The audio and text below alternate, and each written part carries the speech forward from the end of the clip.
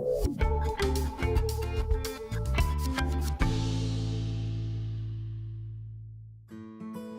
alle Finesse lesers, ons is vandag hier in Stellenbosch en dit is 'n baie mooi dag en ons het 'n fotosessie hierso vir my en Baba en so 'n bietjie met my man ook in.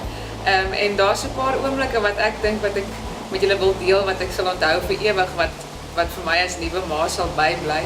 En ek dink dis onsekerheid van die eerste dag wat jy 'n babatjie kry, is jy so onseker, as dit met borsvoed, as dit met dit.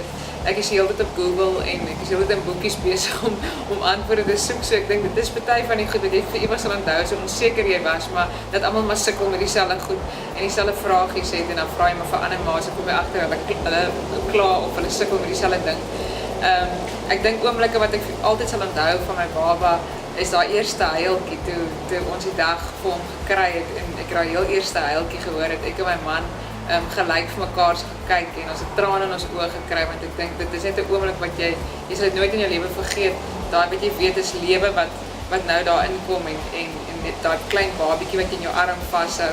En ek kan amper geglo het hy's myne nie. Ek dink dit het vir my so 2 weke gevat voor ek soos in een oggend met hom so in my arm gesit en vir myself gesê het, "Maar Andre, hierdie is jou ou kindjie wat jy vir ewig by jou kan hê." En ek dink daai oomblikke hou ek by myself, so wat ek elke dag so in daai kamertjie van hom sit en vir hom borsvoed en dan hou ek hom so styf teen my vas en dan dink ek net vir myself, maar ek dank eintlik die Here, dan sê ek vir hom, "Dankie Here dat U vir my so perfekte kindjie gegee het." En ek het vir so baie goed gebid voor die tyd en dan sê ek vir hom, "Dankie dat U vir my 10,000 keer meer gegee het as wat ek eintlik voor gebid het." En so perfekte ou klein dingetjie, mens kan eintlik nie glo dat so 'n klein kindjie in jou maag gelê het nie.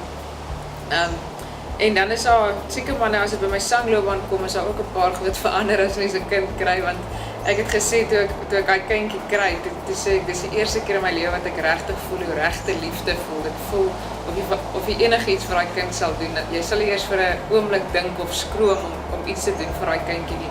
Dis regtig die diepste liefde wat jy kan voel. En ek dink as dit by my loopbaan kom, gaan dit nou 'n bietjie moeilik raak want ek moet nou begin shows doen en ek moet baie keer weg wees van hom af, maar ek het gelukkig 'n goeie backup eintlik met my ma. Met my ma wag eintlik in spanning om net vir hom 'n bietjie op te pas. Maar ja, mense raak amper so van jy begin te dink jy sê nou moet ek op die pad gaan en ek moet my kind alleen los en mens mis hom net vir 10 minute as jy van hom af weg is. So ek dink dis 'n bietjie hoe dit my perspektief vir my loopbaan verander, maar ook met liedjies skryf. Omdat ek anders oor die liefde nou dink ek mens kan dieper daaroor begin skryf en jy kan dieper begin word oor die lewe, want hoe meer jy sulke goeters ervaar soos om 'n kind te kry, hoe ouer jy word, hoe meer begin jy 'n siening van die lewe te kry, 'n beter siening. So ek dink dit dra by dat ek nou baie mooier goed ook kan skryf en dieper goed en beter oor die lewe kan praat met mense. Ek het nou 'n bietjie meer groter geraak, maar nou is ek 'n ma ook en nou verstaan ek ander ma's en ek verstaan wat my ma vir my gesê het. Sy het altyd vir my gesê, "Jy verstaan nie hoe lief ons vir jou is en jy verstaan nie ons die beste vir jou wil hê." So ek dink nou verstaan ek vir die heel eerste keer daai goed en ek sal graag wil sing daaroor. Want dit is tog eintlik waaroor die lewe gaan. Dis mens besef nou dit gaan oor niks anders nie. Jy kan eintlik net heeldag en elke naweek by die huis met jou familie en jou kinders en dit is wat jou gelukkig maak. So ek dink dit is wat dit vir my verander het.